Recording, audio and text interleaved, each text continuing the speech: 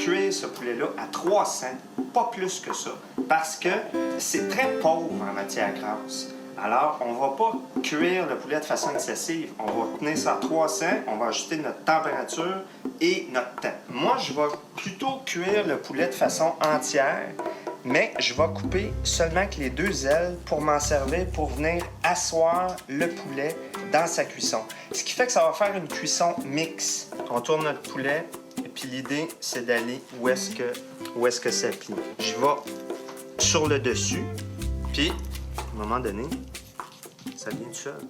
Alors, là, maintenant, on se fait une belle garniture aromatique. Alors, on prend un oignon, coupe en 2, on va y mettre des clous, on prend la carotte, et puis on va faire revenir nos ailes avec notre garniture aromatique. Et c'est ça qui va nous donner notre beau bouillon. On se met un peu de beurre, une petite noix de beurre, gros comme ça. On met notre huile. Qu'est-ce que ça fait? C'est que ça empêche notre huile de cramer. C'est ça qu'on veut. Sinon, si on met juste de l'huile, c'est que le point de fusion de l'huile d'olive est quand même assez bas. Alors, le beurre, ça va aider. Bon, là, ça, c'est pas grave, là. Hein? Si ça pète un peu, là, il n'y a rien là. Ce qu'on veut, c'est que ça colore. Ce qu'on veut, c'est que ça devienne brun. C'est ça qui va dégager toutes les qualités aromatiques vont se dégager, là. C'est ça qu'on veut, là. Bon, la carotte coupée en 2, les oignons coupés en 2, on y va. On a juste à tourner ça un peu. Pendant que ça colore, c'est là que vous allez faire votre mixture d'herbes salées. Ça, c'est les miennes, parce que moi, je me fais ça durant l'été. Mais sinon, il y a un super bon produit, les herbes salées du bas du fleuve.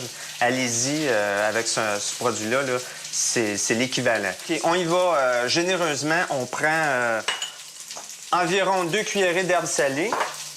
Après ça, moi, je prends un petit peu de paprika hongrois. Mettez-en à peu près, mon Dieu, une pointe de cuillère, environ comme ça. Mais moi, je veux pas tuer trop le goût des herbes salées, là. Ce qu'on veut, c'est que les herbes salées soient prédominantes à tout le reste, là. Après ça, bon, harissa, sambalolek, tabasco, ça peut être ce que vous avez dans l'armoire, là. Ensuite, ça peut être un demi-citron, une demi-orange, une clémentine, ce que vous voulez. Moi, aujourd'hui, je le fais avec du citron. Demi-citron qu'on va presser dans notre petite mixture. Pendant ce temps-là, vous jetez un petit coup d'œil dans vos ailes, là. Vous allez tourner ça, là. Vous voyez, c'est ça qu'on veut, là. On veut que ça colore, là. Pas... Hein, on n'a pas peur là, que ça devienne noir là, comme ça, là. Même si c'est pas encore assez, là. On va monter un petit peu notre feu. Moi, je suis pas tout à fait à médium, là. Je vais le monter encore un petit peu, là. On se rajoute un petit peu d'huile d'olive. Combien? 3, à peu près. On va voir quelle allure que ça a, là. Bon, j'ai mis 2 gousses d'ail dans notre préparation en plus. Ça va rendre la recette un peu plus consistante au niveau de l'aspect, là. Là, je vais vous montrer quelque chose. Ici, sur le dessus du poulet, il y a vraiment quelque chose qui va relier la peau puis la colonne ici là, de la carcasse. Alors, on y va avec le couteau. Puis là, c'est pas grave là, si vous faites des trous, là, c'est pas plus grave que ça. On le voit bien là, ici. Là. Il y a vraiment une membrane là, qui va aller relier tout ça. Alors, on y va délicatement avec notre couteau pour enlever ça, cette membrane-là. Puis là, on se sert de nos 2 mains. Puis on y va gaiement. On y va avec notre main, là. Puis là, ensuite, là, vous voyez mes doigts, là? On va tout aller enlever toutes les résistances. Puis ce qui peut accrocher, là, en dessous de la peau. Et c'est là qu'on va glisser nos herbes salées. Bon, le truc avec ça, vous allez vous prendre votre cuillère comme ça. Là, vous allez vous faire un petit... C'est moi là, qui va prendre mon doigt. Et puis, on va le laisser là, OK? On sait quelle quantité qu'on a mis. Donc, je sais que j'ai des herbes ici. Je sais que j'en ai mis une quantité ici. Je fais ça comme ça. Là, je vais m'en conserver un petit peu là, pour mes cuisses. Ça, je prends mon pouce, là. Là, je la dégage bien comme il faut, puis je viens la mettre ici, là. Là, ensuite de ça, là, j'allais aller tapoter tout ça pour que ça rentre bien comme il faut, partout.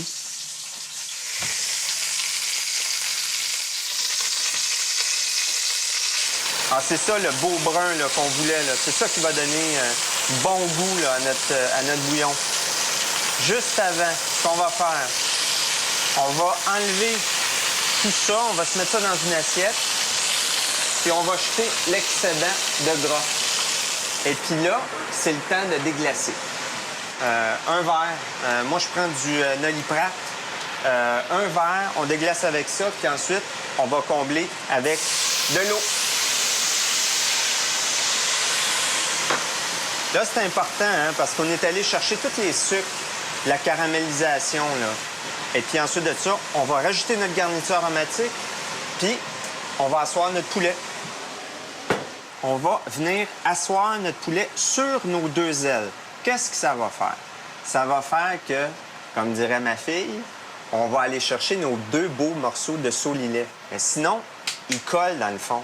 Alors, on y va côté dos. Notre four a été préchauffé à 350. On va enfourner. On va baisser notre four à 300. Puis on va calculer environ 2 heures, à peu près. On a oublié de mettre une bonne couche d'huile par-dessus la volaille. C'est important, ça va éviter de caraméliser trop rapidement la peau. Fait que, regardez, là, c'est pas compliqué. La bouteille, on y va comme ça, puis vous y allez avec votre main, là. Et voilà! Quelques feuilles de laurier. Ensuite, on va rajouter, mettons, 2 verres d'eau. Là, on va vérifier aussi régulièrement à toujours prendre une louche et puis arroser tout ça. Ça, c'est vraiment quelque chose qu'on va faire tout le long de la cuisson. C'est très important. Étant donné que le poulet est pauvre en matière grasse, on va faire ça régulièrement. Ça va nous faire une belle coloration, mais aussi ça va prévenir le dessèchement. Et voilà, le four est à 350. On laisse environ 10 minutes, puis on va baisser ça à 300. Là, vous allez remarquer que le poulet bio, vous allez voir, il garde encore toute sa fermeté. C'est un poulet qui est encore très dense. Ce que moi, les premières fois que j'ai cuisiné ça, je trouvais que le poulet se détachait pas vraiment facilement. On sent qu'il y a encore beaucoup de résistance. Le poulet bio, là, comparativement à un poulet de type commercial, c'est qu'un poulet comme ça, c'est 11 semaines au niveau du temps que ça a pris au niveau de l'abattage par rapport à 6 semaines environ. On parle de 5-6 semaines pour un type commercial, puis on parle de 11 semaines. Donc, c'est le double. Alors, c'est normal qu'on a une viande qui est un peu plus coriace, mais combien plus goûteuse. Vous allez voir, c'est tellement bon. Vous voyez hein, comment la fibre est encore très dense. Ça se décolle pas, mais pourtant, c'est cuit, là. On voit très bien. Les liquides sont clairs. On voit que ça se détache de l'os, mais ça garde encore toute sa fermeté. C'est un poulet qui se tient bien. Avez-vous vu la couleur, comment est-ce que c'est? Comment c'est beaucoup moins prédominant au niveau des roses. On garde encore des couleurs qui sont très pâles. Bien, ça, c'est toutes des caractéristiques d'une volaille qui a pris beaucoup plus de temps à vivre, le double de temps. Mais ça a un impact aussi sur la coloration. Ce qui est le fun avec cette recette-là, c'est qu'on perd rien. Hein? T'sais, on garde toutes les belles herbes salées. Alors, si j'avais mis ça par-dessus la peau, bon, on aurait arrosé notre poulet puis j'aurais tout perdu. Puis l'effet de la chaleur, ça garde pas toutes les qualités aromatiques. Alors ça, c'est le fun parce qu'on va venir détacher la peau. Puis là, vous allez pouvoir tout gratter ce qu'il y a à l'intérieur. Puis c'est ça qui est bon, tu sais. On garde tout.